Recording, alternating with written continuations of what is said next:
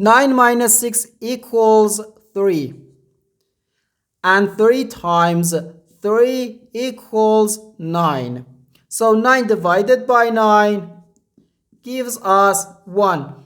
But this answer is not correct, because according to the rule of operations, first we have to do parentheses, then exponents, then multiplication or division, and finally addition or subtraction. Remember that multiplication and division have equal priority and we have to work from left to right. And the same applies to addition and subtraction. In this expression, we have one division, one multiplication, and one parenthesis. Inside this parenthesis, we have one subtraction. Here we have a multiplication, because in mathematics, when a number is placed next to parentheses, it means multiplication, and we usually don't write the multiplication sign for brevity. Okay, so according to the PEMDAS, first we have to do this parenthesis, then this division, and finally this multiplication. If we do this multiplication before this division, it is wrong.